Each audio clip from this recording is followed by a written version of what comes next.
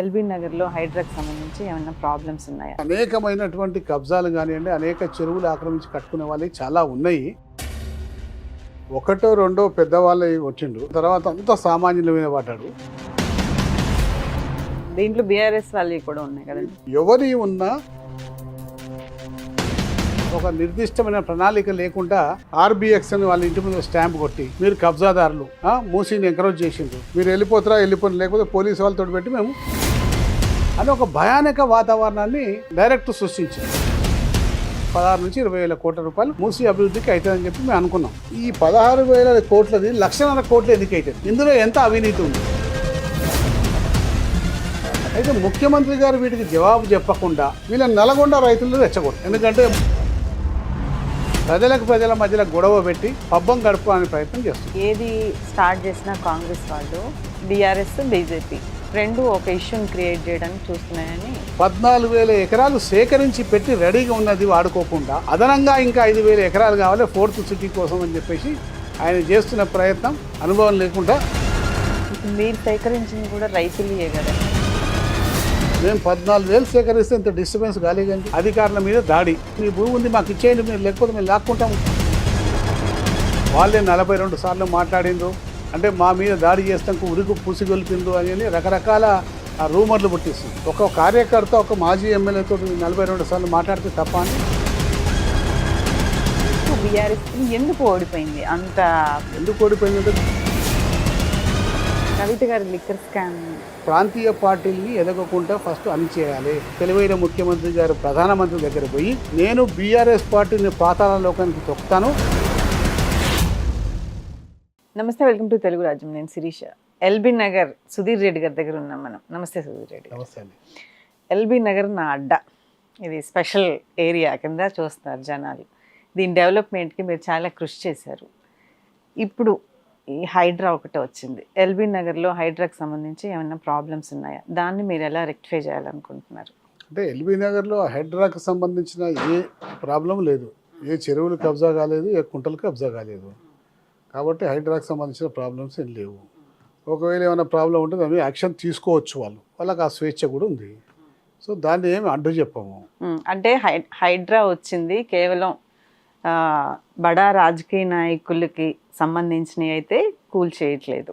వాటికి సంబంధించిన చాలా ప్లేస్లు ఉన్నాయి. ఎవరైతే సామాన్య జనాలు ఉన్నారో వాళ్ళే దీంట్లో నష్టపోతున్నారు అని ప్రతిపక్షాలు, బీఆర్ఎస్ మాట్లాడుతుంది, బీజేపీ మాట్లాడుతుంది. అది నిజమే అంటారా? 100% నిజమండి ఇది. ఎందుకంటే హైడ్రా అని పెట్టిండు, ఒకటో రెండో పెద్దవాళ్ళు వచ్చిండు, నాగార్జున లేకపోతే ఇద్దరు పెట్టిండు. దాని తర్వాత అంతా సామాన్యుల మీద పడ్డాడు. ఇంకా పెద్దవాళ్ళే అనేకమైనటువంటి కబ్జాలు కానివ్వండి, అనేక చెరువులు ఆక్రమించి కట్టుకునే వాళ్ళవి చాలా ఉన్నాయి. కాబట్టి వాటిని ఏమీ అంటలేడు ఇప్పటివరకు. 46 మంది ఇప్పటికీ ఉన్నాయి. ఇంకా పెద్ద పెద్ద వాళ్ళవి అన్నీ కూడా, ఆ పెద్ద పెద్ద వాళ్ళవి అన్నీ కూడా ఏమీ అంటలేడు. మేమేమంటున్నామంటే వీళ్ళందరినీ తీసేయండి. హిమాయత్ సాగర్లో అక్రమ కట్టడాల జాబితాలో ప్రధానమైంది. అక్రమ కట్టడం యజమాని వీరశేఖర్ రెడ్డి, జీవీపీఆర్ వాళ్ళది ప్రహరీ నిర్మాణం. Survey number 35 to 39 Gopalakrishna Sharma ప్రహరీ నిర్మాణం. 60 to 64 Muzaffar Ali Khan and brothers ప్రహరీ నిర్మాణం. దీంట్లో బీఆర్ఎస్ వాళ్ళు కూడా ఉన్నాయి కదా. అందరి బీఆర్ఎస్ వాళ్ళది. మేమేం బీఆర్ఎస్ వాళ్ళ ఆపాలని అంటలేమమ్మా. ఎవరి ఉన్నా ఏదైతే ధైర్యంతో నువ్వు హైడ్రాని అడిగేసినావో అదే స్ఫూర్తితో అదే ధైర్యంగా ముందుకు పో. కానీ ఆ హైడ్రా అనే ఆయుధాన్ని కేవలం నీ ప్రధాన ప్రతిపక్ష నాయకులని, నీ రాజకీయ శత్రువుల మీద ఉపయోగించుకొని వాళ్ళని భయభ్రాంతులు చేస్తాకే హైడ్రా వాడకు అని మేము చెప్తున్నాం. అక్కడ ఉన్న జనాలు కూడా కొంచెం ఇబ్బంది పడుతున్నారు. కోర్టు కూడా రంగనాథ్ గారిని కూడా పిలిచి మాట్లాడడం జరిగింది. దాని మీద అసలు ఏంటి మీ స్టెప్ ఏంటి? అదే పర్మిషన్స్ ఉన్న వాటిని కూడా కూలగొట్టిండ్రు. పర్మిషన్స్ ఉన్న వాటిని కూలగొట్టద్దని మేము అంటున్నాం. అసలు పర్మిషన్స్ ఇచ్చింది ఎందుకు ఇచ్చిండ్రు? ఫస్ట్ ఎవరు ఇచ్చిండ్రు? ఇవన్నీ చేసుకుని వాళ్ళ మీద యాక్షన్ తీసుకోండి. కానీ సామాన్య మానవుల మీద పడి, జనాల మీద పడి మేము హైడ్రా వచ్చి మేము కూలగొడతామంటే చెప్తే ప్రజలు తిరుగుబాటు చేస్తారు. ఇది మంచి పద్ధతి కాదు. ముఖ్యమంత్రి గారికి అనుభవాలు ఏమితోటి ఈ కార్యక్రమాలు చేస్తున్నారు. సుధీర్ రెడ్డి గారు, మీకు అనుభవం ఉంది. మూసీ ప్రక్షాళనకి మీరు ఒక చైర్మన్గా కూడా ఉన్నారు. ఇప్పుడు దీనికి సంబంధించిన ఈ బఫర్ జోన్లు వీటికి సంబంధించినవే కదా ఇవన్నీ. ఒకవేళ మీ పార్టీ వాళ్ళు ఎటువంటి ప్లానింగ్తో ఇది ముందుకు తీసుకెళ్లాలనే ఆలోచనలో ఉండేవాళ్ళు గతంలో? ఒకవేళ ఇప్పుడు నెక్స్ట్ మీ గవర్నమెంట్ వచ్చినప్పుడు గతంలో ఈ ప్రపోజల్ అయింది, కొంత దీని మీద చర్చ కూడా నడిచింది. మీరు చేయరా ఇలాంటి పనులు? అయితే మీరు ఎలా చేసేవాళ్ళు? చేస్తాం. మూసీకి వ్యతిరేకం మేము ఎప్పుడు కాదు. బీఆర్ఎస్ పార్టీ మూసీని ప్రారంభించింది. బీఆర్ఎస్ పార్టీ మాజీ ముఖ్యమంత్రి గారు కేసీఆర్ గారి నాయకత్వంలో మూసీ ప్రక్షాళన కార్యక్రమం ఎప్పుడో స్టార్ట్ అయిపోయింది. కానీ మేము ఏ రోజు మా వల్ల ప్రజలకి ఇంత డిస్టర్బెన్స్ కానీ ఇంత భయభ్రాంతులు కానీ కాలేదు. ఎందుకు కాలేదంటే మేము ఒక క్రమ పద్ధతిలో దాన్ని చేసుకుంటూ పోదామని చెప్పి మేము అనుకున్నాం. ఈ ముఖ్యమంత్రి గారు ప్రస్తుతానికి ప్లానింగ్ లేకుండా, ఏమాత్రం లేకుండా, ఏది అసలు ఒక నిర్దిష్టమైన ప్రణాళిక లేకుండా 3-4 అంశాలు ఉంటాయి మూసీలో ఫస్ట్ చేయాలంటే. ఈ 3-4 అంశాల్లో ఫస్ట్ అంశం మూసీలో ప్రవహిస్తున్న ఈ డ్రైనేజ్ వాటర్ అంతా క్లీనింగ్ చేయాలి. ఓకే. రెండవ అంశం మూసీకి అక్రాస్ ద మూసీ ఒక 15 బ్రిడ్జ్లు కట్టాలి. అవి ఆల్రెడీ మేము స్టార్ట్ చేసాం. ఈ ప్రక్షాళన కార్యక్రమం ఏదైతే డ్రైనేజ్ వాటర్ని ట్రీట్మెంట్ చేసే సంబంధించిన ఎస్టీపీలు కూడా మేము అన్నీ స్టార్ట్ చేసేసాం. మూడవ అంశం ఏంటంటే మూసీలో పేరుకుపోయిన స్లెడ్జ్, అంటే గత 50-60 సంవత్సరాలుగా హైదరాబాద్ డ్రైనేజ్ వాటర్ అంతా అందులో వస్తుంది కాబట్టి ఆ స్లెడ్జ్ అంతా పేరుకుపోయింది. దాన్ని తీసి పక్కకేసి క్యాపింగ్ చేయాలి, అంటే దానివల్ల కాలుష్యం కాకుండా. ఈ 3 అంశాలు చేసిన తర్వాత నిర్వాసితుల దగ్గర పోవాలి. మేము 1 by 1 చేసుకుంటే నిర్వాసితుల దగ్గర మాట్లాడదాం అనుకున్నాం. ఇవన్నీ చేయడం వల్ల ప్రజలకు తెలుస్తుంది, అరే ఇంత బాగా అవుతుంది మూసి, ఇంత చక్కగా అవుతుంది కాబట్టి మేము కూడా సహకరించాలి అని వాళ్ళకు ఒక అభిప్రాయానికి, ఒక ఒపీనియన్కి వస్తారు. అప్పుడు వాళ్ళని కూర్చోబెట్టి మాట్లాడి మీకు ఎక్కువ నష్టం చేయము, నష్టపరిహారం కూడా మంచిగా ఇస్తాము, మీకు మంచి వసతులు గల నష్టపరిహారం ఇస్తామని చెప్పి వాళ్ళకి పోయి ఒక బాధ్యతాయుతమైన మంత్రి హోదాలో ఉన్న మనిషి వెళ్ళి కన్విన్స్ చేయాలి. ఇవి ఏమీ చేయకుండా, ఫస్ట్ ట్రీట్మెంట్ ప్లాంట్లు పూర్తి చేయకుండా, బ్రిడ్జెస్ పూర్తి చేయకుండా, స్లెడ్జ్ తీయకుండా డైరెక్ట్ జనావాసాల దగ్గరికి వెళ్ళి రేపు పొద్దున మీరు ఖాళీ చేయాలి, మీకు డబుల్ బెడ్రూమ్ ఇస్తున్నాము, మీరు వెళ్ళిపోవాలి, ఆర్బిఎక్స్ అని వాళ్ళ ఇంటి ముందు స్టాంప్ కొట్టి మీరు కబ్జాదారులు, మూసీని ఎంకరేజ్ చేసిండ్రు, మీరు వెళ్ళిపోతారా వెళ్ళిపోయి, లేకపోతే పోలీసు వాళ్ళతో పెట్టి మేము తీసేస్తాము అని ఒక భయానక వాతావరణాన్ని డైరెక్ట్ సృష్టించారు. ఏదైతే లాస్ట్కు చివరికి టచ్ చేయాల్సిన అంశాన్ని వాళ్ళు తెలియక పొరపాటున ఫస్ట్ దాన్ని టచ్ చేసిండ్రు. ఇదే దీంతో అనుభవాలు ఏమితోటి, ఈ అనుభవాలు ఏమితోటి ఈ యొక్క కార్యక్రమాన్ని డిస్టర్బెన్స్ చేసుకుంటా గందరగోళ పరిచయ ప్రక్రియ ప్రారంభించారు. కాబట్టి మేము అంటున్నాం ఏంటంటే మూసీ నదిలో మేము మూసీకి సుందరీకరణకు మేము అడ్డం కాదు, ప్రారంభించిందే కేసీఆర్ గారు. మీరు చేయండి, కానీ ఒక పద్ధతి ప్రకారం చేయండి, వాళ్ళకి ఏం నష్టపరిహారం ఇస్తాం చెప్పండి, ఆ పద్ధతిలో చేయండి. నెంబర్ 1. రెండవది, మేమందరం కూడా రఫ్లీ అంచనాలు వేసుకున్నప్పుడు ఒక 16,000 కోట్ల రూపాయలు అవుతున్నాము, ఒక 20,000, 16 నుంచి 20,000 కోట్ల రూపాయలు మూసీ అభివృద్ధికి అవుతుందని చెప్పి మేము అనుకున్నాం. 16,000 నుంచి 20,000 కోట్లు కావచ్చు, 22,000 కోట్లు అయ్యే అవకాశం ఉంటుంది, 25 అయ్యే అవకాశం ఉంటుంది. కానీ ఈ 16,000 కోట్లది 1,50,000 కోట్లు ఎందుకు అవుతుంది? ఇందులో ఎంత అవినీతి ఉంది? 1,50,000 కోట్లు ఎందుకు అవుతుంది? ఎందుకంటే గతంలో మూసీ నది అంచనాలు కొంత గొప్ప మేము వేసాము కాబట్టి మాకు 16,000 కోట్లు వచ్చింది. అప్పటికి ఇప్పటికి 2 సంవత్సరాలు తేడా కాబట్టి పెరిగితే కొన్ని ఖర్చులు పెరగవచ్చు, 16, 20 కావచ్చు, 25 కావచ్చు, 1,50,000 కోట్లు ఎందుకు అవుతుంది? ఇందులో ఎంత అవినీతి ఉంది? ఈ 2 విషయాల మీద మేము విభేదిస్తున్నాం ప్రభుత్వంతో, అంతేగాని మూసీకి వ్యతిరేకం కాదు. అయితే ముఖ్యమంత్రి గారు వీటికి జవాబు చెప్పకుండా, దాటేసుకుండా వీళ్ళని నల్గొండ రైతులను రెచ్చగొడతాం. ఎందుకంటే మూసీ నది మేము చేయాలనుకుంటే హైదరాబాద్ వాళ్ళు ఆపుతున్నారు అనే ఒక అభిప్రాయాన్ని ప్రజల్లో కలగజేద్దామనే ప్రయత్నం చేస్తున్నారు. కానీ నల్గొండ రైతులకు కూడా తెలుసండి, ఇప్పటి వరకు ఈ 32 ఎస్టీపీలు 2021లో ప్రారంభమైపోయినాయి. దాదాపు 4,000 కోట్ల రూపాయలతోటి అప్పటి ముఖ్యమంత్రి గారు కేసీఆర్ గారు ప్రారంభించారు. దాదాపు అన్నీ పూర్తిగా వచ్చే స్థితిలో ఉన్నాయి. స్వచ్ఛమైన నీరు, తేటగా నీరు నల్గొండకు రేపు రాబోయే రోజుల్లో వస్తాయంటే దానికి కారణం బీఆర్ఎస్ పార్టీ. కాబట్టి వాళ్ళకి అర్థమైపోయింది, స్వచ్ఛమైన నీరు వస్తుంది, మాకు ఈ మురుగునీరు బాధ తప్పుతుంది అనే సంగతి వాళ్ళకి అర్థమైపోయింది. ఇప్పుడు వాళ్ళని రెచ్చగొట్టే ప్రయత్నంలో ఇప్పుడు ముఖ్యమంత్రి గారు ఉన్నారు. అంటే ప్రజల మధ్యలో గొడవ పెట్టి తాను పబ్బం గడుపుకోవాలనే ప్రయత్నం చేస్తుంది. ఇప్పుడు అంతా సైలెంట్ అయిపోయిందండి హైడ్రా. సైలెంట్ అయిపోయినంటే కోర్టుకు చివాట్లు అనుకోండి, కోర్టు అందరు తప్పనిసరి పర్మిషన్ ఉన్న వాటిని కూలగొట్టద్దని చెప్పి చెప్పిండ్రు, పర్మిషన్స్ ఇచ్చిన లేఅవుట్లను టచ్ చేయొద్దని చెప్పి చెప్పిండ్రు. కాబట్టి ఆచితూచి అడుగులు వేస్తున్నారు. గతంలో చాలా ఉధృతంగా కోర్టు లేదు, ఏం లేదు, తమ ఇష్టం వచ్చినట్టుగా డెమాలిషన్ చేసిండ్రు, ప్రజల్ని ఒక భయానక వాతావరణంలో నెట్టిండ్రు, రూట్ మ్యాపింగ్ లోకి వెళ్ళకుండా చేసేసారు. కాబట్టి ఆ చేసే పద్ధతిని మేము వ్యతిరేకిస్తున్నాం. ఓకే, ఇప్పుడు ఫార్మసిటీ ఒకటి, అది కూడా నడుస్తోంది ఇష్యూ.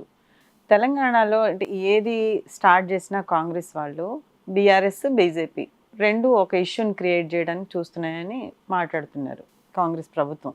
ఏం చెప్తారు మీరు? అది అంటే ఇప్పుడు ఫార్మసిటీ వ్యవహారం అనేది మంచిదే నేను కదా. ఇప్పుడే మీకు చెప్పానండి, బీఆర్ఎస్ పార్టీ ఇప్పుడు మేము వ్యతిరేకిస్తున్నాం అనే దానికి కరెక్ట్ కాదు. మూసీని మేము స్వాగతిస్తున్నాం, మూసీ కావాలి, చెయ్యాలి కూడా, కానీ చేసే పద్ధతి కాదు. ఏదైతే 4వ అడుగు ఉందో 4వ అడుగుని మొదటి అడుగుగా మేము వేస్తాము, ఫస్ట్ నిర్వాసితుల్ని భయభ్రాంతులు చేస్తాం, వాళ్ళ ఇల్లు కూడా కొడతాం అంటే కాంగ్రెస్ ఖాతాలోకి వెళ్ళిపోతుందేమో అని చెప్పేసి లేదు, ఇంత స్పష్టంగా చెప్తున్నామండి. మూసీ స్టార్ట్ చేసిందే మేము, కాబట్టి వాళ్ళ ఖాతాలకు ఏం వెళ్ళదు, మేమే మొదలు పెట్టినాం. ఇప్పుడు అన్ని సజీవ సాక్ష్యాలు ఆడ ఉన్నాయి, మీరు పోయి వీడియో తీసుకుంటే మొత్తం మీకు 2-3 రోజుల సబ్జెక్టు దొరుకుతుంది. అదన్నీ స్టార్ట్ చేసినాం. మొదటి అడుగు, 2వ అడుగు, 3వ అడుగు వేసి చివరికి 4వ అడుగు వేయాలి. కానీ వీళ్ళు 3 అడుగులు దాటొచ్చి 4వ అడుగు మొదట వేసారు. అది పొరపాటు అని చెప్పేసి అంటున్నాం. ఫార్మాసిటీది 14,000 ఎకరాలు సేకరించి పెట్టి రెడీగా ఉన్నది వాడుకోకుండా అదనంగా ఇంకా 5,000 ఎకరాలు కావాలి 4th సిటీ కోసం అని చెప్పేసి ఆయన చేస్తున్న ప్రయత్నం అదే అనుభవం లేకుండా చేస్తుంది. 14,000 ఎకరాలు మీకు ఆడ సజీవంగా రెడీగా ఉన్నదండి. ఆడ ఎకరాలు మీకు వడ్డించిన విస్తర లెక్క ఉన్నది. మరి అది కాకుండా ఇంకా 4,000 ఎకరాలు. ఈ 14,000 ఎకరాలలో ఈ భూమి సేకరించిన భూమి ఏ విధంగా కండిషనల్ ల్యాండ్ అక్విజిషన్ అండి. కండిషనల్ అంటే మీ దగ్గర నుంచి భూమి తీసుకున్నప్పుడు ఇక్కడ ఫార్మాకు సంబంధించిన ఇండస్ట్రీ పెడతాం, అందులో మీకు రైతులు అప్పుడు ఒప్పుకున్నారండి. ఎప్పుడు కూడా రైతులు ఒప్పుకోరండి, స్వేచ్ఛగా మనస్ఫూర్తిగా ఇయ్యారు. అంతో ఎంతో కొంచెం మనం చొరవ తీసుకొని వాళ్ళని కన్విన్స్ చేయాలి. కన్విన్స్ చేసినప్పుడే అవుతారు. అప్పుడు కూడా ఒప్పుకోలే, కన్విన్స్ చేసిండ్రు, నష్టపరిహారం ఇచ్చిండ్రు, అంత చేసి వాళ్ళకు ఏదో మార్గంలో ఒప్పించారు. ఇప్పుడు ఏమైపోతుందండి, వీళ్ళకి అనుభవం లేకుండా, వాళ్ళకి ఏమీ లేకుండా ఆ 14,000 ఎకరాలని వాడుకోకుండా మళ్ళీ 4,000 ఎకరాలు 4th సిటీ కోసం అని చెప్పేసి సేకరించే ప్రయత్నంలో ఉన్నారు. ప్రతిరోజు గడుస్తూ ఉంటే భూసేకరణ చాలా కష్టమైపోతుంది. రోజు గడుస్తుంది. మేము చేసిన 3-4 ఏళ్ల క్రితం నుంచి 5 ఏళ్ల క్రితం ప్రారంభించాం, 3 ఏళ్ల క్రితం అయిపోయింది. ఇప్పుడు ఇంకా కష్టమవుతుంది, రేపు రాబోయే రోజులు ఇంకా అసాధ్యమవుతుంది. కాబట్టి సేకరించి ఉన్న భూమిని వాడుకుంటే డిస్టర్బెన్స్ ఉండదు. కొత్తగా నువ్వు ఎంతోమంది సంపాదించుకున్న రైతులని మళ్ళీ నువ్వు ఇబ్బంది పెడుతున్నావు. ఆ ఇబ్బంది పెట్టకని మేము అంటున్నాం.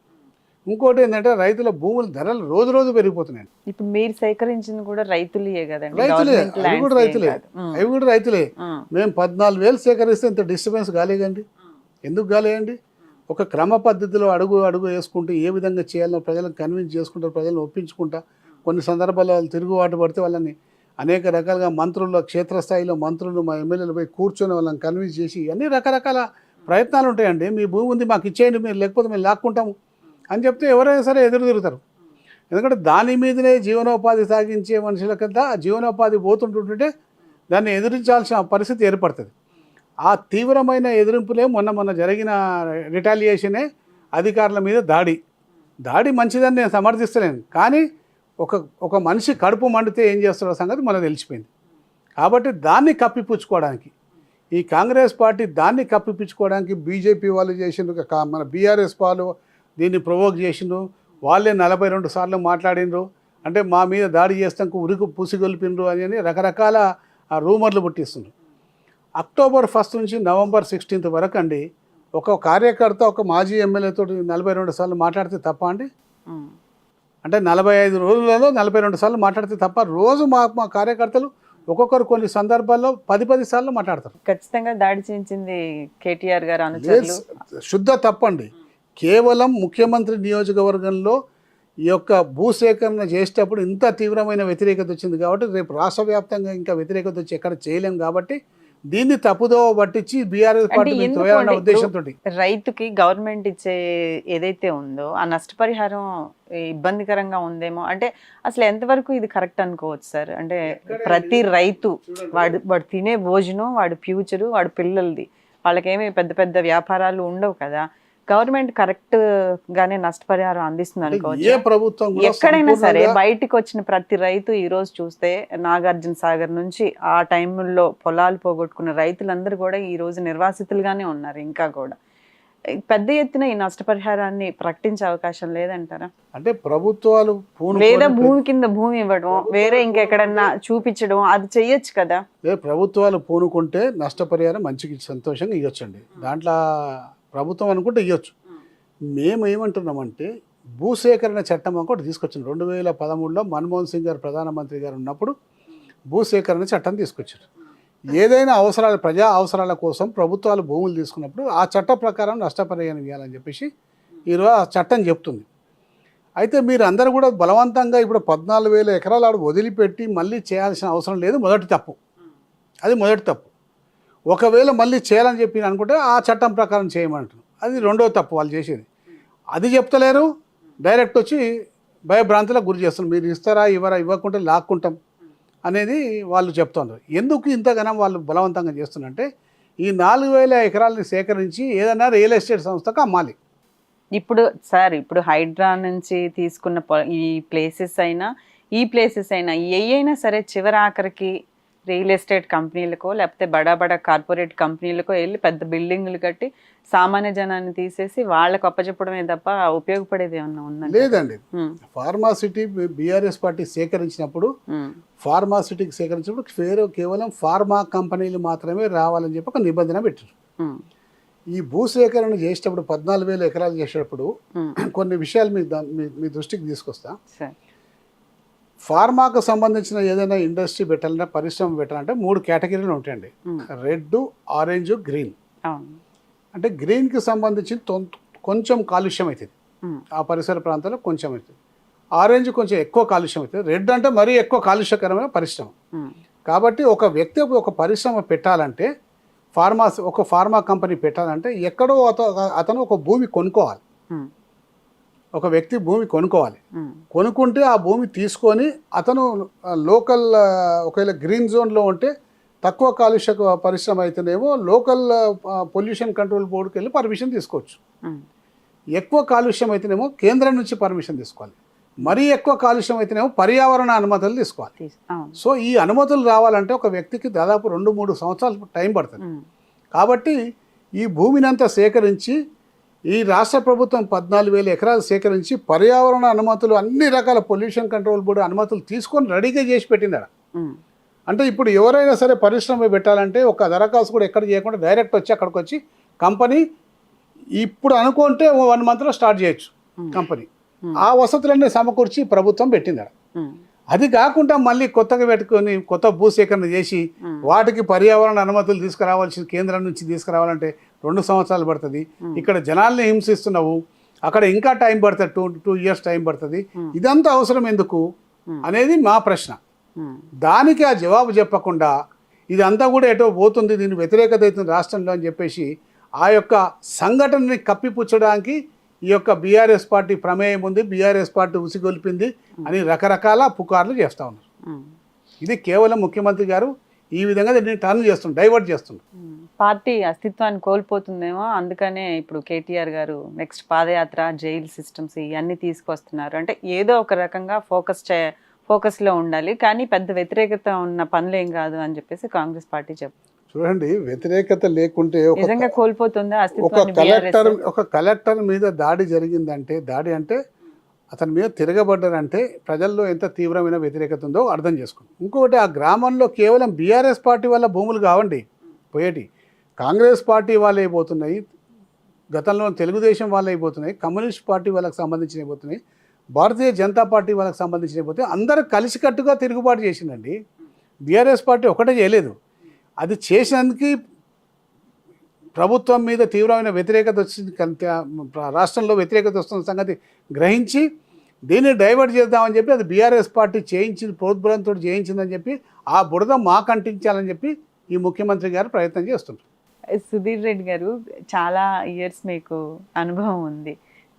ఎందుకు బీఆర్ఎస్ ఇప్పుడు మీరు చెప్తున్నారు, జనంలో కూడా ఇప్పుడు చూస్తే బాగానే చేశారేమో అనే ఒక ఉంది, కానీ ఎందుకు ఓడిపోయింది అంత పార్టీ? చూడండి, ఇప్పుడు ఎందుకు ఓడిపోయిందంటే దేశంలో రాజకీయ పార్టీలలో వాళ్ళు ఇచ్చిన వాగ్దానాలు, వాళ్ళు ఇచ్చిన ప్రామిసెస్ చూసి ఆకర్షితులు అవుతారు కొంతమంది. కాంగ్రెస్ ఇచ్చిన 6 గ్యారెంటీల్లో అదే మాకు అయితే బాగా అయిపోతుంది, 4,000 పెన్షన్ మాకు వస్తుందేమో, కళ్యాణ లక్ష్మి అయితే ఇప్పుడు 1,16,000 చెక్ వస్తుంది. 1,16,000 తులం బంగారం అంటే అదనంగా 80,000 వస్తాయి. నెలకు ఈ 2,500 పెన్షన్ ఇంట్లో కూర్చుంటే వస్తాయని మహిళలు అనుకున్నారు. విద్యార్థులకు స్కూటీలు ల్యాప్టాప్లు ఫ్రీ అంటే మాకు ఫ్రీగా వస్తాయని చెప్పేసి అనుకున్నారు. ఒక విధమైనటువంటి ఆలోచనతోటి మాకు ఇంకా మెరుగైన జీవితం వస్తుందేమో అని చెప్పేసి ఆశపడ్డారు. పాపం ఆశపడి కాంగ్రెస్ పార్టీకి పట్టం కట్టిండ్రు. ఇప్పుడు ఏమవుతుందో సంగతి వాస్తవాలు గ్రహిస్తున్నారు ప్రజలు. కానీ గత ప్రభుత్వంలో ఉన్న ఎమ్మెల్యేలు ఎవరు ప్రజలకి మాట వినలేదు, కలవడానికి ఎవరు ఇష్టపడలేదు. అందుకనే వాళ్ళు స్వంతగా డబ్బులు సంపాదించుకోవడానికి, పెట్టుబడులు పెట్టి వ్యాపారాలు చేయడానికి ప్రభుత్వాన్ని అడ్డం పెట్టుకున్నారు. అందుకనే ఒకసారి ఓడించాలని అనుకున్నారు అని అంటే ఏం చెప్తారు? లేదు, తప్పండి. ఈ కాలంలో ఎమ్మెల్యేలు ఎవరు కూడా ప్రజల్ని కలవకుండా ఉంటే కనుమరుగైపోతారు.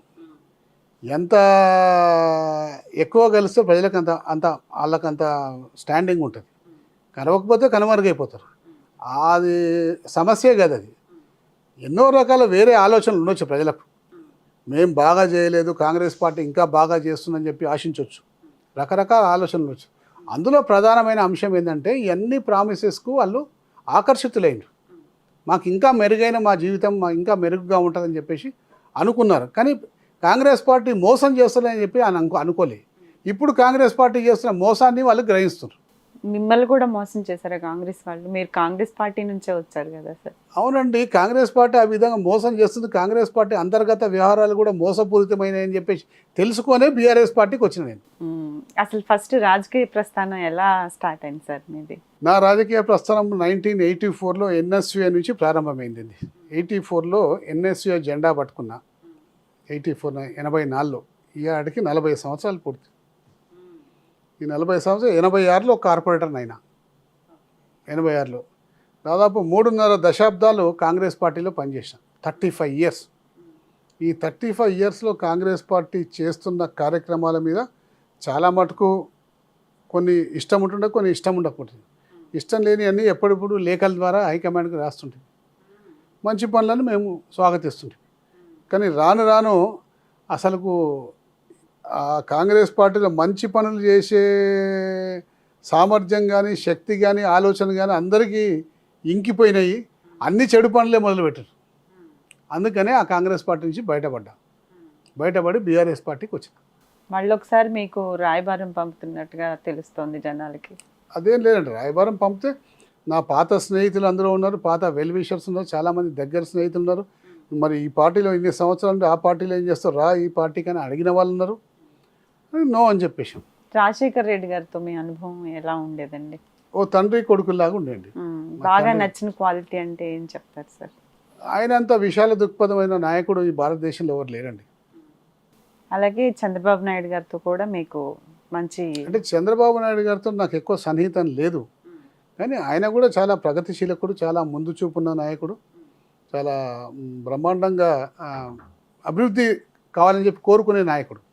ఇప్పుడు రాజకీయ కుల సమీకరణలది ఇప్పుడు ఒకటి స్టార్ట్ చేశారు. గతంలో బీఆర్ఎస్ ప్రభుత్వం కూడా ఇటువంటి కుటుంబ సర్వేనే ఒకటి చేసింది. దీనికి దానికి సిమిలర్గా ఉన్నాయి అనుకోవచ్చా? అంటే ఎందుకు ఇప్పుడు కుల సమీకరణ చేస్తోంది? బీసీ క్యాటర్ని పైకి తీసుకురావడం కోసం, లేకపోతే బీసీలకు కాంగ్రెస్ పార్టీ ఆకర్షించడం కోసం వాళ్ళకి రిజర్వేషన్లు కల్పించి రాజకీయ స్థిరత్వాన్ని ఇవ్వాలి అని చెప్పి అలా అనుకోవచ్చు అంటారా? ఎలా చూడొచ్చు అంటారా? కులగణన చేస్తున్న సంతోషమే, దాన్ని ఎప్పుడు మేము కాదనం, దాన్ని ఎప్పుడు కూడా కాదనం. కాకపోతే అందులో పొందుపరిచిన అంశాలు 76 అంశాలు పొందుపరిచారు. ఎవరైనా సరే కులగణన చేసేటప్పుడు మీ యొక్క కుటుంబంలో ఎంతమంది ఉంది, మీకు ఏ రేషన్ కార్డు ఉంది, మీ ఆధార్ కార్డు ఏంది, మీకు పాన్ కార్డు ఉందా లేదా, సొంత ఇల్లు ఉందా లేదా, లేకపోతే కార్లు ఉన్నాయా లేదా రాసుకొని మీ కులం ఏందని రాసుకోవాలి. ఒక 6-7 అంశాలకు పరిమితం కావాలి. 76 అంశాలు అందులో రాసి పొందుపరిచి నీ ఆస్తి వివరాలు ఎంత, నువ్వు అమెరికా గతంలో పోయినావా, నీకు బ్యాంక్ బ్యాలెన్స్ ఉందా, నీకు ఏముంది, ఇవన్నీ వివరాడితే ఎవరు చెప్పరండి. ప్రజలు ఎవరికి వాళ్ళకి భయాలు ఉంటాయి కాబట్టి చెప్పరు. కాబట్టి కులగణన అనేది కార్యక్రమం మంచిదైనా సరే ఇప్పటికైనా ప్రభుత్వం మేలుకొని అందులో ప్రశ్నావళిని తగ్గిస్తే తొందరగా పూర్తి అయిపోతుంది. అందరూ ముందుకు వచ్చి అన్ని విషయాలు చెప్పే అవకాశం ఉంటుందని నా అభిప్రాయం. ఇప్పుడు నెక్స్ట్ బీసీ నినాదం ఒకటి పైకి వస్తుంది. తెలంగాణలో బీసీ ఎక్కువ ఓటింగ్ ఉంది, ఒక 60% వరకు ఓటింగ్ ఉంది కాబట్టి ఒక పార్టీ పెట్టాలని మల్లన్న అటువంటి వాళ్ళు దీన్ని ముందుకు తీసుకెళ్ళడానికి ట్రై చేస్తున్నారు. అలాగే ఆర్ కృష్ణయ్య గారు కూడా రాజ్యసభకి రాజీనామా చేసి మరి బీసీ కుల సమీకరణలు ఈ సంఘాన్ని భుజానికి ఎత్తుకున్నారు. ఈ తెలంగాణలో నెక్స్ట్ అటువంటిది జరిగితే ఎలా చూడొచ్చు అంటారు? అంటే ఏదో ఒక చూడండి, పార్టీ దానికి రాష్ట్రంలో ఒక రాష్ట్రంలో కాదండి దేశం మొత్తమే బీసీలు ఎక్కువ ఉన్నారు. బీసీలు ఎక్కువ మన ప్రధానమంత్రి బీసీ, కానీ బీసీ అని ఎవరు అంటారా అండి? ఎవరు అన్నారు? బ్రాహ్మణ్స్ అనుకుంటారు. ఎవరు అన్నారు బీసీ అని? ప్రధానమంత్రి ఆయన సొంత క్యాలిబర్ తోటి ఈ దేశ ప్రజలను మెప్పించి గెలిచి ప్రధానమంత్రి అయ్యిండు. నేను బీసీని నాకు ఈ హోదా ఇవ్వమని చెప్పి అడగలేకండి ఆయన. కాబట్టి ప్రజల్ని మెప్పించి ఎవరైనా నాయకుడు కావచ్చు, ప్రజల్ని మెప్పించి ఒప్పించి ఎవరైనా కావచ్చు. ఇక్కడ రెస్ట్రిక్షన్స్ అంటూ ఏం లేదు. బీసీ కావద్దు లేకపోతే ఎస్సీ కావద్దని ఏం లేవండి. రేపొద్దున ఒక ఎస్సీ మంచి సమర్థవంతమైన నాయకుడు దేశాన్ని ఏలే అవకాశం ఉంటే కావచ్చు, దాంట్లో ఏమి ఇది కావచ్చు. కాబట్టి దాంట్లో మనకి ఏం లేదండి. ఎవరు నాయకత్వ లక్షణాలతో లీడ్ చేసుకుని పోతే వాళ్ళు నాయకులు అవుతారు. మీ ఇప్పుడు ఈ ఏరియాలో మీరు 2-3 సార్లు ఎమ్మెల్యేగా ఉన్నారు. మీ మార్క్ నేను ఇది చేశాను ఈ ప్రజలకి అని చెప్పాలంటే ఏం చెప్తారు? అన్నీ నా మార్క్స్ అండి. నా మార్కులు లేకుంటే ఏమైనా ఉంటే చెప్పండి, నేను చెప్తా. నగర్ నా అడ్డా అని అన్నీ నా మార్క్స్ అండి, ఆ. అన్నీ నా మార్క్స్ అండి. ఇక్కడ అన్ని అద్భుతమైన పార్కులు కట్టినాం, నా మార్కే. అద్భుతమైన స్విమ్మింగ్ పూల్స్ కట్టినాం, నా మార్కే. అద్భుతమైన ఫ్లైఓవర్స్ కట్టినాం, నా మార్కే. అద్భుతమైన గ్రేవ్యార్డ్ కట్టినాం, నా మార్కే. ఇంకా ఎన్ని మార్కులు చెప్పండి, అన్ని మార్కులు నా ఏముంటుంది. కాబట్టి ఎల్బీ నగర్లో జరిగిన ప్రతి అభివృద్ధి నా మార్కే అండి. నా మార్కు ప్రభుత్వాలు మాజీ ముఖ్యమంత్రి కేసీఆర్ గారు, కేటీఆర్ గారు ఇచ్చిన సహకారం, అంతకన్నా ముందు నేను కాంగ్రెస్ పార్టీలో రాజశేఖర రెడ్డి గారు ఇచ్చిన సహకారంతో ఎల్బీ నగర్లో అద్భుతమైనటువంటి కొన్ని చేశాము, డెవలప్మెంట్ కార్యక్రమాలు చేసినాం. ఇంకా చేయాల్సినవి చాలా ఉన్నాయండి. సుధీర్ రెడ్డి గారు చాలా నెమ్మదిగా కనిపిస్తారు, మంచి మనిషిగానే ఉంటారు చాలా మందికి. కానీ మరో కోణం కూడా ఉందని చెప్తూ ఉంటారు ప్రత్యర్థులు. ఎలా చూడొచ్చు? అదేం కోణం అండి? అదేం కోణం? సుధీర్ రెడ్డి గారితో మాట పట్టింపు వస్తే అసలు ఆ మనుషుల గురించి కొంచెం బాగా థింక్ చేస్తారు, గట్టిగా బుద్ధి చెప్పాలనుకుంటారు అంటారు. అట్లేం లేదండి. బుద్ధి చెప్పాల్సినంత అంత తీవ్రంగా ఆలోచించి చేయాల్సినంత ఏముండదు, అంత కక్షలు ఏముండయి. కాకపోతే ఇక్కడ దివాళీకోర రాజకీయాలు ఉంటాయి కొన్ని. ఎల్బీ నగర్లో దివాళీకోర రాజకీయాలు అంటే ఏమి ఉండదంటే మా తత్వం ఎట్లా అంటే ఎదుట మనిషి ఒక అతను బాగా పనిచేస్తుందంటే అతనికన్నా బాగా పనిచేసి ప్రజల మెప్పు పొందాలని మేము అనుకుంటాం. మా ఆలోచన విధానం. ఒక అతను కొన్ని శాంక్షన్స్ చేసుకొచ్చాడు, 5 కోట్ల 4 కోట్ల, అదే ఇతను 5 కోట్ల 4 శాంక్షన్ తీసుకొచ్చాడు, నేను 10 కోట్ల శాంక్షన్ తీసుకొచ్చి ప్రజల మెప్పు పొందాలని నేను అనుకుంటా. అతను 4 గంటల సమయం ఇస్తే నేను 8 గంటల సమయం ఇచ్చి ప్రజల మెప్పు పొందాలనుకుంటా. ఆ ఆలోచన, అటువంటి ఆలోచన మాకుంటుంది, ప్రోగ్రెసివ్ ఆలోచన. మిగతా నాయకులు కొంతమంది దివాళీకోర రాజకీయ నాయకులు రోజు యూట్యూబ్ ఛానళ్ళలో రోజు ఏం పని ఉండదు, పబ్లిక్లోకి రారు. ఇటువంటి ఏదో ఛానల్లో వాళ్ళు ఇంట్లోనే పెట్టుకున్నారు, ఇంట్లోనే ఒక మీడియా ఛానల్ పెట్టుకొని రోజు సుధీర్ రెడ్డి ఇట్లా 10,000 కోట్లు తినడాను, 20,000 కోట్లు తినడాను, వాడు అక్కడ కబ్జా పెట్టిండు, ఇక్కడ కబ్జా పెట్టిండు అని చెప్పి వాళ్ళే చెప్తుంటారు. అంటే ఎవరి ల్యాండ్ అయితే మేము కబ్జా పెట్టినామో కబ్జాదారు నా ల్యాండ్ కబ్జా పెట్టినని వాడు చెప్పాడు, వీళ్ళు మాత్రం చెప్తూ ఉంటారు టీవీలకు. ఒకటే పని, ఎలక్షన్లు వచ్చినాయనుకో ఇది చాలా ఉధృతం అయిపోతుంది. ఇక వేరే పని ఉండదు వాళ్ళకు. ఇక సుధీర్ రెడ్డి కబ్జా పెట్టాడు, సుధీర్ రెడ్డి 20,000 కోట్లు సంపాదించాడు, మళ్ళీ ఈడీ వాళ్ళ చేతుల్లో ఉంటుంది, సిబిఐ వాళ్ళ చేతుల్లో ఉంటుంది, అన్నీ ఇన్కమ్ ట్యాక్స్ వాళ్ళ చేతుల్లో ఉంటాయి. కానీ నేను మాత్రం ఆ సంస్థల కళ్ళు కప్పి 20,000 కోట్లు సంపాదించాను. పెద్ద పెద్ద గవర్నమెంట్ పొజిషన్స్ లో ఉన్న వాళ్ళని కూడా మీరు బెదిరిస్తారు. అదే అంటున్నా, ఇప్పుడు గవర్నమెంట్ పొజిషన్లో బెదిరిస్తే పోలీస్ కంప్లైంట్ ఉంటుంది, అన్నీ ఉంటుంది. ఇవన్నీ చేయకనే ఇట్లా మాట్లాడుతుండండి. ఇవన్నీ చేయక మేము చాలా సాఫ్ట్ ఉండి ఇట్లా మాట్లాడుతుండ్రు. మేము కూడా కొంచెం ఆ పద్ధతి మార్చుకుంటే ఇవన్నీ మాటలు బంద్ అవుతాయి. అదే మా దగ్గర ఉన్న డ్రాబ్యాక్ అని నేను అనుకుంటున్నా. సార్, పర్సనల్గా మాట్లాడితే మేడం గురించి చెప్పాలంటే ఏం చెప్తారంటే మీ విజయంలో తన పాత్ర ఎంత ఉందంటారు? తప్పనిసరి సమానంగా ఉంటుందండి. నా గురించి అనేక రకాలుగా కష్టపడుతుంది, అనేక రకాలుగా తాపత్రయపడుతుంది. తను కూడా పాలిటిక్స్లో, సమాజ సేవలో, సోషల్ వర్క్లో చాలా ముందంజలో ఉంటుంది ఎప్పటికప్పుడు. కాకపోతే మా ఇంటి బాధ్యతలు కూడా ఉంటాయి కాబట్టి నా అంత ఫుల్ టైం ఆమె ఇవ్వలేదు, అంతే. తనకి అంత ఇంట్రెస్ట్ ఉన్నప్పుడు రాజకీయాల్లో ఏదైనా ఒక పొజిషన్లో చూడొచ్చు కదా. ఏ పొజిషన్లో చూస్తామంటే తనకంత ఇప్పుడు ఎలక్షన్లో వచ్చి ప్రచారం చేస్తేనే రాజ్యాంగేతర శక్తి అంటారు. ఎందుకండి మహిళలకు సమాన హక్కులు ఉన్నాయి కదా. ఒక ఇంట్లో కాంగ్రెస్ పార్టీలో ఒక ఇంట్లో 6గురికి టికెట్ ఇచ్చిన సంఘటనలు కూడా ఉన్నాయి. కాంగ్రెస్ పార్టీ అంటేనే ఆ విధంగా ఉంటుందండి. కాంగ్రెస్ పార్టీ అంటేనే ఆ విధంగా ఉంటుంది. ఇప్పుడు ఎన్నికల్లో వచ్చి పాపం అప్పుడప్పుడు ఎన్నికల్లో నా ఒకరికి భారం అవుతుంది కాబట్టి ఒక నా అర్ధాంగిగా తన బాధ్యత తీసుకోవాలని చెప్పేసి వచ్చి ఫుల్ టైం వచ్చి ప్రచారం చేస్తుంటే రాజ్యాంగేతర శక్తి అంటారు, మొత్తం ఆమెను చేస్తుంటారు, అనేక రకాలుగా ఆరోపణ. అంటే వీళ్ళకి ఏం పనిపాటు ఉండదు అండి. వాళ్ళు పబ్లిక్లో పోయి ప్రజాసేవ చేయలేరు, పబ్లిక్ను మెప్పియలేరు. ఒక వ్యక్తి బాగా పనిచేస్తున్నారు, అతనికన్నా బాగా పనిచేద్దామనే ఆలోచన ఉండదు. కేవలం బురద జల్లి మేము గొప్ప కావాలనుకునే నాయకులు వీళ్ళు. కాబట్టి వాళ్ళు అనేక రకాలుగా అంటుంటారు, కానీ వాటికి ఏం భయపడం. ఎందుకంటే వీళ్ళంతా చాలా నీచ స్థాయిలో రాజకీయాలు చేస్తున్నారు కాబట్టి వాళ్ళకి భయపడాల్సిన అవసరం లేదు. బీఆర్ఎస్ లో ఆడవాళ్ళకి ఎందుకండి సరిగా గుర్తింపు ఉండదు అంటూ ఉంటారు, ఎలా చూడొచ్చు? ఎందుకు ఉండదు గుర్తింపు? ఎందుకు ఉండదు? టికెట్లు ఇవ్వరు ఆడవాళ్ళకి. ఇచ్చినాకంటే మనం టికెట్లు ఇచ్చారు కదా, చాలా మంది గెలిచిన చాలా మంది ఓడిపోయారు కూడా. కేసీఆర్ గారు ముందు ముఖ్యంగా చూస్తే వాళ్ళని సెకండ్ స్టెప్ గానే చూస్తారు అంటారు. అట్లేం లేదండి, ఆడవాళ్ళకు ఈక్వల్ ప్రాధాన్యత ఉంటుంది, ఈక్వల్గా ఉంటుంది. ఒకసారి ఏదో మంత్రి పదవి ఇవ్వకుండా ఆడవాళ్ళకి మొత్తం లేదండి. మంత్రి పదవి ఇస్తేనే ఆడవాళ్ళకి ఈక్వాలిటీ ఇచ్చినట్టు కాదండి.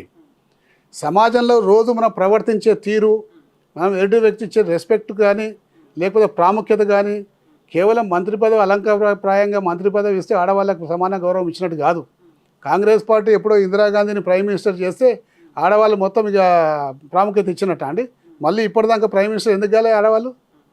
అప్పుడు కంపల్షన్ పరిస్థితి, నెహ్రూ గారి అమ్మాయి కాబట్టి అప్పుడు అయిపోయింది. కేవలం ఉమెన్ అని చెప్పి కాలేదండి, నెహ్రూ గారి అమ్మాయి అని చెప్పి అయింది. దాన్ని కాంగ్రెస్ వాళ్ళు ఇంకా డంకా బజాయించుకొని చెప్తారు, మేము ఆడవాళ్ళని ప్రైమ్ మినిస్టర్ చేసాం, ఆడవాళ్ళని చేసాం, అది ఇది అని చెప్తారు. కానీ అది ఒక్కటి అట్లా ఇస్తే ఈక్వాలిటీ అన్నట్టు కాదండి. కవిత గారి లిక్కర్ స్కామ్ అది ఎంతవరకు నిజం అనుకోవచ్చు? భారతీయ జనతా పార్టీ ఇరికిచ్చిన స్కామ్ అది. అదే చెప్తున్నారు సార్, ఎంతసేపటికి అసలు నిజాలు లేవంటారా? ఏమి సాక్ష్యాలతో సహా చూపిస్తున్నారు. రాజకీయంగా ఎదిగే యొక్క ప్రాంతీయ పార్టీల్ని తొక్కి జాతీయ పార్టీలు కొన్ని చేస్తున్న కార్యక్రమాలు ఇవి. కాంగ్రెస్ పార్టీ అధికారంలో ఉన్నప్పుడు సిబిఐని అదేవిధంగా వాడుకుంది, మరి ఈడీని అంతగా వాడుకోలే. ఒక ఆకు ఎక్కువ చదివింది బీజేపీ, సిబిఐని, ఈడీని, ఇన్కమ్ ట్యాక్స్ని, మూడింటిని వాడుకుంటుంది ఈ బీజేపీ.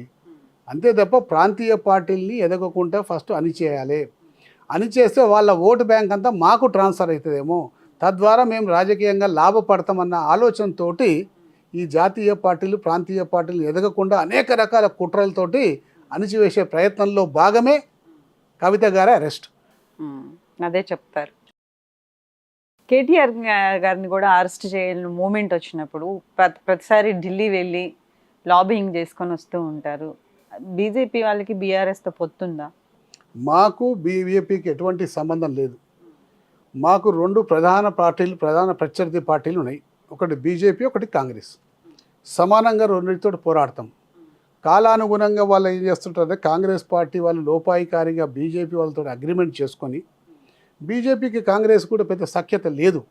కానీ ఈ ఒక్క రాష్ట్రంలో మన ముఖ్యమంత్రి గారు, తెలివైన ముఖ్యమంత్రి గారు ప్రధానమంత్రి దగ్గర పోయి నేను బీఆర్ఎస్ పార్టీని పాతాళ లోకానికి తొక్కుతాను, తద్వారా ఎన్నికల్లో మన ఇద్దరమే చూసుకోవచ్చు, మీరు ప్రధాన ప్రతిపక్ష పాత్రలోకి వస్తారు, దాని తర్వాత అధికారంలోకి వచ్చినా రావచ్చు, మేము అధికారంలోకి వస్తే మేము ఉంటాం, మీరు అధికారంలోకి వస్తే మీరుంటారు, బీఆర్ఎస్ పార్టీని మాత్రం పాతాళంలో తొక్కుతా, దానికి మీరు సహకరించాలి అని చెప్పేసి ఒక తెలివైన మాట తీసుకొని దానికి అనుగుణంగానే ఇక్కడ అంతా కూడా పావులు కదుపుతా ఉన్నాడు.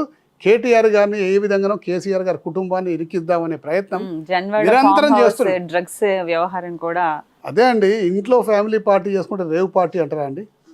ఎవరైనా ఇంట్లో ఫ్యామిలీ పార్టీ చేసుకుంటే రేవ్ పార్టీ అంటారా?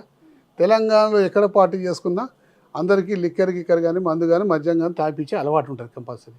అది ఎక్కడైనా ఉంటుంది. ఎవరి ఇల్లు ఇలా జూబ్లీస్కి వెళ్ళి మొదలు పెట్టుకుంటే ఎవరి ఇల్లు శోధించినా 10-20 బాటలు దొరుకుతాయి. ఏముంటుందండి అందులో? అపోహలే అంటారు, అబద్ధాలు అంటారు, అన్ని అబద్ధాలండి. అంటే ఆ కేటీఆర్ గారు జనవాడ ఫార్మర్స్ రాజ్ పాకాలా గారు అయితే గృహప్రవేశం చేసిన పార్టీకి కేటీఆర్ గారు వస్తారు, కేటీఆర్ గారిని ఇరికించొచ్చాడా అన్న ఉద్దేశంతో ఇదంతా స్కెచ్ చేసుకొని చేసిన పని. ఆ రోజు దురదృష్టవశాత్తు కేటీఆర్ గారు రాలే అక్కడికి, లేకపోతే ఆ రోజు అరెస్ట్ చేసేవాళ్ళు. ఖచ్చితంగా. ఇప్పుడు ప్రస్తుత పరిస్థితుల్లో బీఆర్ఎస్కి ఆక్సిజన్ అంటే ఏం చెప్తారు? కేసీఆర్ గారు ఎలా దిశానిర్దేశం చేస్తున్నారు? మళ్ళీ జవసత్వాలు పెంపొందించుకోవడానికి గతంలో అంటే ఒక తెలంగాణ నినాదం ఉంది, ఇప్పుడు ఆ నినాదం జనంలో అంటే ఇది బంగారు తెలంగాణ వచ్చింది అన్న ఫీలింగ్ ఉందా, లేదా ఇంకా పోరాడాలి, ఇంకా నిలుపుకోవాలి, ఇంకా డెవలప్మెంట్ చేయాలి అని ఇంకేమన్నా ఉందా? అంటే ఇప్పుడు చూడండి, మాకు ఏం ఆక్సిజన్ కొత్తగా అవసరం లేదు, ప్రస్తుతానికి బాగున్నాం, ప్రధాన ప్రతిపక్ష పాత్ర పోషిస్తున్నాం. ప్రజా వ్యతిరేక కార్యక్రమాలు చేసినా ఈ ప్రభుత్వం చేసినా మేము ప్రధాన ప్రతిపక్షంగా ప్రజల పక్షాన నిలబడతాం, పోరాడతాం, వాళ్ళకి న్యాయమే విధంగా చర్యలు తీసుకుంటాము. కాలానుగుణంగా కొన్ని రకాల పార్టీలో కొన్ని మార్పులు వస్తుంటాయి. అంటే మేము ఓడిపోయిన మాట వాస్తవమే, దాన్ని మేము ఎన్నడూ కూడా కాదు అని అనలేము. ప్రజాస్వామ్యబద్ధంగా ఎన్నికైన ప్రభుత్వం కాంగ్రెస్ పార్టీ ప్రభుత్వం కాబట్టి రేవంత్ రెడ్డి గారు 5 సంవత్సరాలు ఉండాలని కోరుకుంటున్నాము. వాళ్ళంతలో వారు పాడు చేసుకుంటే తప్ప మా ప్రమేయం ఏముండదు. మొన్న కేటీఆర్ గారు కూడా చెప్పారు, ఒక 12 మంది కాంగ్రెస్ వాళ్ళు మా వైపు వచ్చేస్తే మళ్ళీ మేము లేదండి, మేము కోరుకుంటున్నాం రేవంత్ రెడ్డి గారు 5 సంవత్సరాలు ఉండాలని చెప్పి కోరుకుంటున్నాం. ఎందుకంటే వాళ్ళ ఏమైనా డిస్టర్బెన్స్ అయితే మేము చెప్పలేము. కానీ వాళ్ళు ఏమంటారు, మేము ఎప్పుడు కూడా మేము వాళ్ళ ప్రభుత్వాన్ని పడగొట్టే ప్రయత్నాలు చేస్తున్నామని చెప్పేసి మా మీద ఆరోపణలు చేస్తుండ్రు. ఎందుకంటే ఆరోపణలు ఎందుకు చేస్తుండ్రు? వాళ్ళు ఇచ్చిన వాగ్దానాన్ని నెరవేర్చలేక ప్రజల్లో తీవ్రమైన వ్యతిరేకత వస్తే ప్రజల పక్షాన నిలబడి బీఆర్ఎస్ పార్టీ పోరాడి మాట్లాడుతుంటుంటే తట్టుకోలేక ఇవన్నీ ఆరోపణలు చేస్తుండ్రు, దృష్టి మరల్చే కార్యక్రమాలు చేస్తుండ్రు. కాబట్టి మేము ఆయనను ఉండాలని కోరుకుంటున్నాము. 5 సంవత్సరాలు ఉండు, సంపూర్ణ సహకారం అందిస్తాం. కానీ ప్రజా వ్యతిరేక కార్యక్రమాలు చేస్తే మాత్రం మీకు గట్టిగా బుద్ధి చెప్తారు ప్రజలు. ఇప్పుడు కాంగ్రెస్ ఇచ్చిన 6 గ్యారెంటీలు ఎంతవరకు ప్రజల్లోకి వెళ్ళాయండి? దాని మీద మీకు అందరికి తెలిసిన విషయం కానీ ఎన్నో గ్యారంటీలు ఇచ్చిండ్రు, అన్ని గ్యారంటీలు ఏవి కూడా చేయలేకపోయినారు. ఇలా రైతు బంధు ఇప్పటిదాకా ఇస్తలేరు, 2500 మహిళలకు ఇస్తామని చెప్పి ఇప్పటిదాకా ఇస్తలేరు, విద్యార్థులకు ల్యాప్టాప్లు స్కూటీలు ఇస్తామని చెప్పి ఇప్పటిదాకా ఇవ్వలేదు, పెన్షన్ 4000 చేస్తామని చెప్పి ఇప్పటిదాకా చేయలేదు.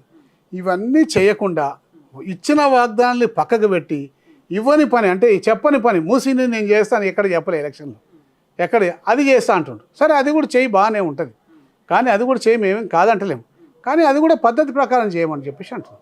ఎందుకంటే ఆల్రెడీ మొదలుపెట్టింది బీఆర్ఎస్ పార్టీ, ఒక పద్ధతి ప్రకారం చేస్తే ప్రజలకు ఇబ్బంది కాకుండా చేయమని మేము అంటున్నాం. ప్రజల్ని తొక్కిస్తా, బుల్డోజర్ ఎక్కిస్తా, పండబెట్టి తొక్కుతా, వంగబెట్టి గుద్దుతా, పేగులు మెడలు వేసుకుంటా, లాగులలో తొండలు ఇడుస్తా, ఇటువంటి భాష ముఖ్యమంత్రి మాట్లాడితే మనం ఏం చేయాలి? ఏం భాష ఇది? దీన్ని మేము తీవ్రంగా వ్యతిరేకిస్తున్నాం. ముఖ్యమంత్రిగా ఉన్న వ్యక్తి ఒక రోల్ మోడల్గా ఉండాలి ఈ రాష్ట్ర ప్రజలకు. మా ముఖ్యమంత్రి ఈ విధంగా ఉన్నాడు, మేము కూడా రేపు రాబోయే రోజుల్లో ఈ విధంగా కావాలని చెప్పేసి చిన్నారి లోకం అంతా కూడా అనుకోవాలి. అంటే 10th క్లాస్ ఇంటర్మీడియట్ చదువుతున్న వాళ్ళందరూ అనుకోవాలి. కానీ ముఖ్యమంత్రి ఈ భాష మాట్లాడితే ఎట్లా అండి? నాకు అర్థం కాదు. నీకు మూసి చేయాలని పట్టుదలతో నువ్వు చెయ్యి, మేమేమి వద్దంటలేము. మూసికి కావాల్సిందే, ఇంత స్పష్టంగా చెప్తున్నాం, మూసికి కావాల్సిందే. కానీ చేసే విధానము, వేసే అడుగులు కరెక్ట్ లేవు. పద్ధతి ప్రకారం వేస్తే ప్రజలకు ఇబ్బంది కాకుండా నష్టపరిహారం మంచిగా ఇచ్చి చేయమని మేము అంటున్నాము.